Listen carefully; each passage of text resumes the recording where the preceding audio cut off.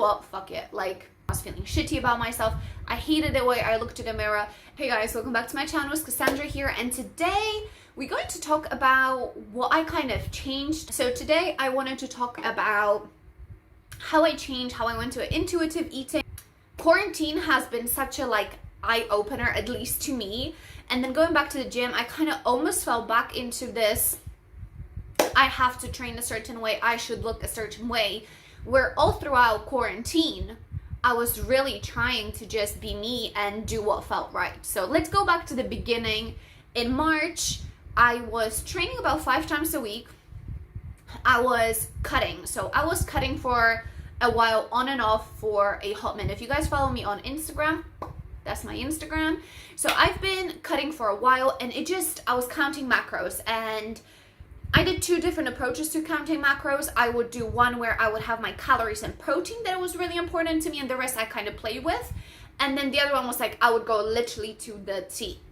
So with all that being said, I would be really tired. Some days, obviously, when it comes to your macros and daily intake or whatever you eat, it will vary. If you're going to stay on a sofa and do nothing for 3 days, most likely you're not going to be that hungry. But if you one day go on a hike and then you go swimming and then you still smash a workout, and then the next day you've been shopping all day, you smashed a workout, and you've been really, really active, next couple of days you might be super, super hungry. So sticking to one number when you are on a strict cut for prep for a bikini or something like that, yes, you do need to, because it takes overtime. But usually people on prep do the same things every single day to stay within a routine. So when we're just living in a day-to-day, we just want to be healthy, maybe strip 10 pounds here and there, whatever it may be, really it's not that hard, and it's not that big of a deal. And you guys might think, bitch, what do you mean it's not that hard? Because we overcomplicate it. So once you, for example, that was me, I would go over or under my calories, then I would get really, really stressed about it, which then would raise my cortisol levels, which then would make me feel bloated or make me retain water. When you stress, your weight can go up. So that would happen. Then I was stressed about my weight going up, and then I was stressed even more, so my scales would have gone up. Also, throw the fucking scales away, okay? That's another thing. I do use them, but now it's in such a completely different aspect. I'll explain. So after that, lockdown started, and me and Graham, we really were like, okay, we need to kind of stay active somehow. So we would start doing workouts in the morning and then go for a little walk. So I was hitting about 7,000-8,000 steps every single day, maybe 10,000 steps, something like that. And I was getting my workouts, and so I was like, okay, well, there's nothing else for me to do. I can literally have a nap if I'm super tired. I'm gonna drop my calories right down. So I dropped my calories to 1,400 calories, which was really, really low for me.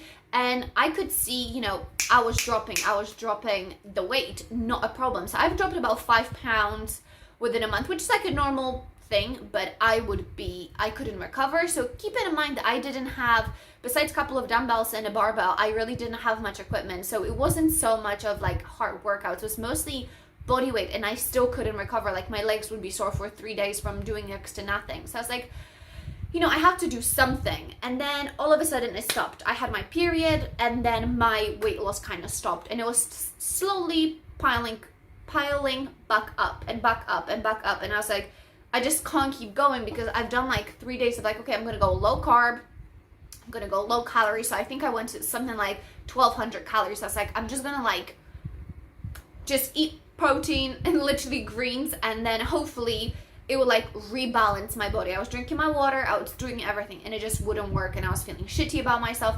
I hated the way I looked in the mirror, and it just wasn't a great time. And I was like, well, I don't want to feel that way day in, day out, because I was at this point hitting even more steps and doing 2 workouts in a day, and it just wasn't good enough. And I started watching Natasha Oceana, I think that's her name. She is amazing. So I've watched her, and then I've watched a lot of Morgan's videos, and how they eat intuitively. And then I was talking to a friend of mine, to M from Instagram, and I was like, she went on a not diet break, but she just went oh, I'm just not gonna count. And I was like, I've been counting for so long that I could literally, I knew how many potatoes would take to make it to 200 grams or whatever.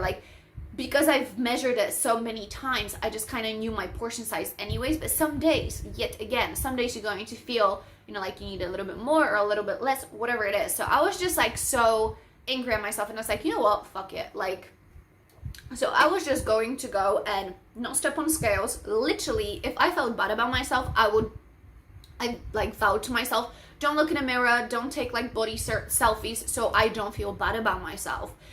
3 days in, and I was like, actually, like, I don't know what I weigh, but I feel good. Like, I look good in a mirror. I'm looking at myself like, yes.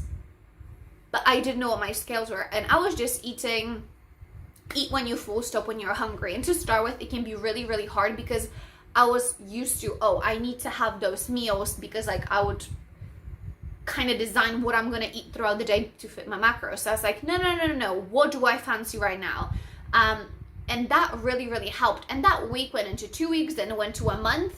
And then I was like, okay, I'm going to see, like, I was expecting to step on a scale and be back to like the beginning. Turned out I actually hit the goal that I wanted. So like, you know, a month into just intuitively eating, including freaking cheesecake, including having pizza, including like whatever I wanted, basically, I've got to the weight that I wanted. So in total, I've lost 10 pounds during quarantine. With the second part, it was literally so easy. Two and a half months of quarantine, like nothing. Yeah, my weight fluctuates around the time of the month, which is a normal thing. If I stress, if I train, for example, 4 days in a row and like my muscles are inflamed and they're sore, they do hold on to water, you know, like my weight still fluctuates and it's a normal thing. So don't worry about it. My weight would fluctuate from morning to evening. It does with everyone. So that's where the scales are a little bit of like a little bitch, because when you step on a scale in the morning to weigh yourself, most of the time you just peed and you have no water, no food, and you're as light as you're going to be. As soon as you have some water, like let's say you drink 1 liter of water, that's most likely up to 2 pounds that you're going to go in, because you're literally holding that 2 liters of water or like a liter of water on you. So it's like almost 2 pounds. So it's going to go up. It's a normal thing. But if you drink like 4 liters of water and you've ate 3, 4, 5 meals, whatever you have, like you're holding that inside of you. It's like having it in a grocery bag. Like you're going to be heavier in the evening. So ladies, during your cycle, your weight is going to fluctuate. And if you want to, I can do kind of do some further research and basically let you know when you're going to be the heaviest. If it really varies to everyone. Like 5 pounds is easy. Like I'm on my day before last day of my period, and I'm still about 5 pounds heavier, even though I've been super, super active. But that's another thing. When you're super active, you might be holding onto some water. Your muscles might be a little bit inflamed because you've been using them in a different way. So scales are definitely not everything. That's it. Don't use the scales if it's going to make you really upset. I do genuinely enjoy eating fresh food. That's another thing. So when it comes to eating intuitively or eating like without counting, one, I kind of know my portion size. So if you guys are like really, really new and you kind of want to just get a grip of, one, maybe you're trying to lose some weight, or maybe you're trying to put on some weight, or maybe you're like, actually my performance isn't that great, what should I do? Get your maintenance calories. So if you guys need any help with that, I do offer online coaching. So I do have a few clients where I help them with their diet, help them with their workouts, you know, try to get their routine kind of sorted, always keeping in mind that the mindset is the most important. So if you guys wanted to work with me with something like that, just drop me a message and I'm more than happy to help. But go into any calculator where you can get your, your maintenance calories. So get your maintenance calories and have like a food diary. It can be on your phone. You can write it down. You can make a note. How did that make you feel? And kind of see where you're picking, or maybe like if you're overeating somewhere. So if you do have like a overeating phase or anything like that, then you can always go and be like, oh, like it happens when I'm really stressed. Maybe I could use other things to cope with my stress. So after that, after you've done it, you kind of know what you're eating. Then I would look at packaging and I would look at the actual portion sizes. So if you guys look at cereal is like my favorite food. I'm not gonna lie, I could eat cereal. I just don't like it with milk because I don't really like milk. But if you look at 30, like the actual serving is usually 30 to 45 grams, which is then like 100, 150 calories. But that is literally this much at the bottom of your bowl. It's never like the full bowl that we actually do. So it's keeping in mind that, for example, if you have baked beans, half a can is the serving, or a 1/3. So things like that, we're thinking, oh, well, tomato soup is only like, I don't know, 200 calories, but that's per half, and not including your 2 toasts with butter on top of it. So those things do add up. So if you're trying to kind of like, especially if you're trying to lean down or like lose some weight, I would really look at the portion sizes. Again, if you have containers that say, you know, fruit here, fruit isn't equal to fruit. So the calories that you have in blueberries versus the calories that you're going to get in watermelon or banana are going to be completely different. I do still think you should have all of them. Like that's what I have. Like, it really doesn't bother me. So that's what I would say. Just kind of look at portion sizes, serving sizes. That's what I would say. Serving size, and then like measure out. Like, having a little kitchen scales is great. So like, am I getting enough protein? I'm having 1 chicken breast, but you can have a chicken breast that's that size and super thin, and you can have a chicken breast that's literally that massive. So it's not going to be equal. Having different brands of rice is going to be a different amount of rice in like those little bags. That's how I cook it. So just little things like that is just being aware, and once you kind of learn, then it's so much easier. So it is just being aware what does fill you up. I personally, so when I started eating quite like intuitively or just not counting, I eat relatively healthy. Like I say, I do have ice cream, I do have treats, I have coffee, I have, you know, I will have processed food, I would have, I don't know, I'll have sausages here and there, which to some people is super healthy, but if you look at like paleo and eating strictly clean, that wouldn't really add up. But so I eat like 80-20 is a good approach, where you eat mostly processed healthy food, and then 20% is just like, you can do whatever. I think it's like living your life. I still have days where I'm like, oh, a little bit harder on myself. If you guys are interested, drop me a comment down below, putting a little heart or something, or like a little peach, and I will do a full day of eating. Like, I will just record for a couple of days what I've been eating and roughly showing you what I have like on daily basis. The only thing I can say is do it for the feeling, not just the way you look, because our outside packaging doesn't really have to do anything with the worthiness of us or the kind of person that we are. Yeah, if you are taking care of yourself and you really care about how you feel, so like you go to the gym because you want to feel fit, you want to feel healthy, you want to feel, you know, flexible, that's great, that's amazing. You're taking care of yourself. You know, if you're sitting on a sofa and just self-indulging and always feeling shit about yourself, it doesn't really make you a bad person, but it doesn't seem like you really care that much. You might need some help, and that's absolutely fine. But yeah, when you go to the gym, you want to come out and feel stronger, you want to feel good, you want to feel like you've done something good. And I think the feeling like from the inside out was super, super important. And we all have, you know, worse and better days. I do must say this video is so fucking long. But I've had times, especially now, we've been back to the gym for about 3 weeks. I maybe have done like 5 sessions at the gym.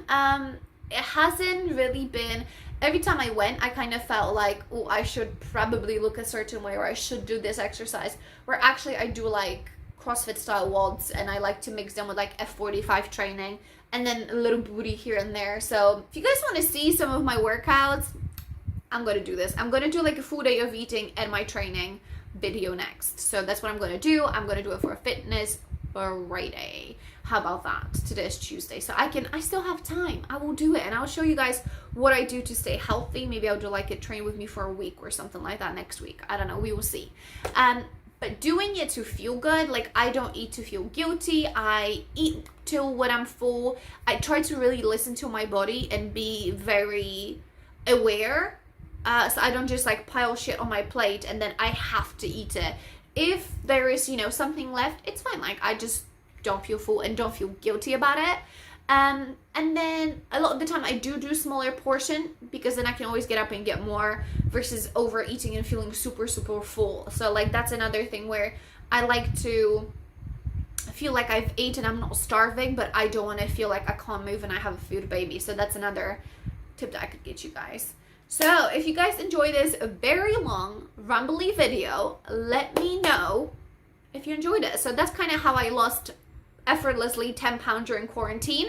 I don't know if it was so effortlessly, but I must say that when it comes from love and from, I just want to feel good. I want to feel good about being me in whichever form it comes. If it comes in blown hair being blown out, or I have a messy bun, it doesn't change the person that I am inside. So the extra 5 pounds on the scales really doesn't change the worth inside me. It doesn't change the person that I am.